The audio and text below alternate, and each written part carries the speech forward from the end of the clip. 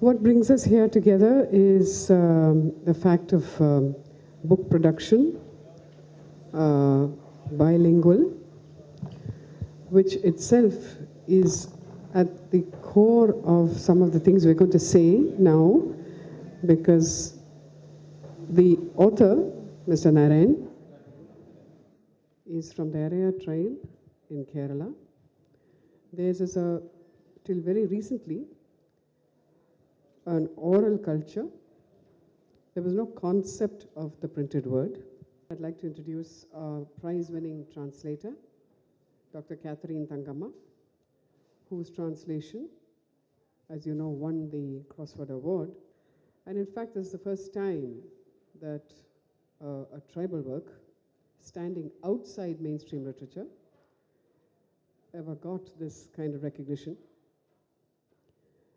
The book itself has had a great struggle to be published, to just be published in Malayalam, and I would like to invite Mr. Narayan to tell us about his the long history for the book to appear in Kerala itself. It was a very fraught passage. He will speak in Malayalam, which has been on the subcontinent much longer than English. It's a language I'm comfortable with, though I too am a Malayali. And his translator will interpret and translate. Dr. Catherine will now both interpret and translate what Mr. Narayan just said. The origin of the preparation of the first tribal novel. And over to Dr. Catherine. What Narayan said was this. From childhood itself, he had this fascination for the language, the world of words. He used to read anything and everything that came his way. He was not well off enough to buy books and read them, but whenever he got a chance, he tried to read whatever he got. And at the age of 30, when he was in the postal service, I'm just giving a brief summary,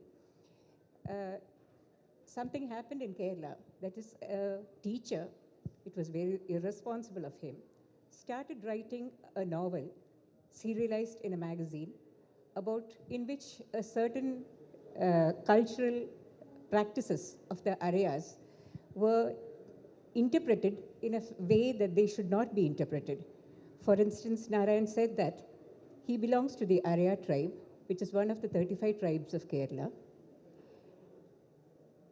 And what has happened to the tribes, particularly the Araya tribe, is that, for one, they inhabit a part of Kerala which has been most seen. A lot of people from both the Hindu, Muslim, and not both, Hindu, Muslim, and Christian people have invaded their territory. So the people are very unorganized, and a very large scale of dispersal has taken place among them.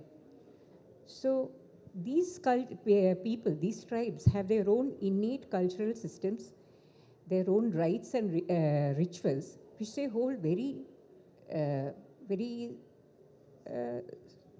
sacred to them, for themselves. It is very important for them. And in this particular novel, it was said that a tribal woman had intercourse with her husband. Now, the tribes have a very strict, rigid pattern which they follow even now, that for 7 days, whatever it be, whether it be the mother, the sister, or whoever, the woman stays in a separate house, a small house which is made up of coconut palm leaves woven together, etc. It's a hut sort of thing with just one room. It's called the Itapera. And the woman stays there, and one of the males in the family remains outside, standing guard. Similarly, the other custom that he mentioned was, the Kerala was, that part of Kerala was ruled by the Trivandrum royal family. It was a defunct family, and the bureaucracy was also responsible for a lot of unethical practices. But the tribal woman would rather cut off her head rather than submit to the sexual assault by any male other than her husband or any member of her tribe. So these two things that a upper class school teacher serialized in a novel, it made him very furious, not him alone. Narayan was a clerk in the postal department.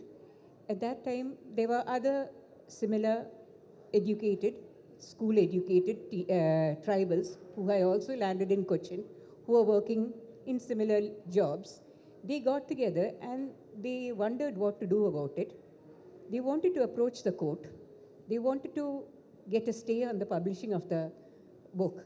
In fact, they did it, but they also realized the futility of getting such a stay, because if they stayed the publication of one novel, it would not stop another novelist from writing a similar story.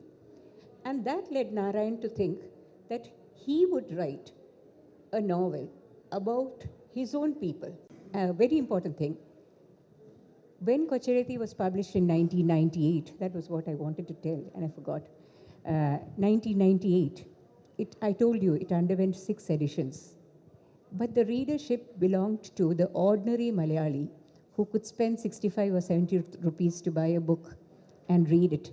And these were the people who read it. But when the English translation came up, the book has gone to a different level. Now it's the academics, the thinking people of India, the powerful people of India who get a chance to read the novel. And if the novel is able to sensitize these people to a voiceless people and their problems, then I'll consider myself blessed. Because, you know, once I thought I had done a good job, but afterwards I have never dared to look at the translation, because I would always find something better could have compensated. I should have written this in a different way. But still, if it has been able to go across the country and get other people to read it, then I have done my job. Coming to the translation, I'd like to introduce this aspect of our conversation by saying that when we were discussing the preparation of the Malayalam Dalit anthology in 2010 January, the chief editor, M. Dasan, expressed a great anxiety, and he said, you know, a lot of this has been oral. The moment we move it into English and print it and put it on that page, we are frameworking it, and sometimes it actually kills the original, because it's impossible to bring some of those verbal, rhythmic power into the printed word and into a language which does not have the vocabulary to carry some of the original things. And here is the huge challenge of translation, and also the great irony of the Indian translator in English, because the world over the norm is to translate into one's mother tongue. The Bible was translated from Greek and Aramaic, Greek and Latin, into German, and then into English, and from English, by Englishmen, and from English into at least 1,000 languages across the world, by people using their own mother tongue, using the mother tongue into the mother tongue. But we are doing something very strange. I call it jumping over a wall backwards. We are using a language which is not our language indigenously, which is not the mother tongue, to turn our mother tongue into that language. So I would like to ask Mr. Narayan what he felt when he first saw his Malayalam in English, and then I will ask Catherine to share with you some of the strategies she used. First, Mr. Narayan will speak, and then I request Catherine to share. അപ്പോൾ എൻ്റെ പുസ്തകം അവരുടെ ശ്രദ്ധയിലും കൊണ്ടുവരാൻ സന്മനസ് ഉണ്ടാകണം എന്നൊരു അഭ്യർത്ഥനയാണ് എനിക്ക് ഈ വേദിയിൽ വെച്ച് അവരോട് നടത്താനുള്ളത്.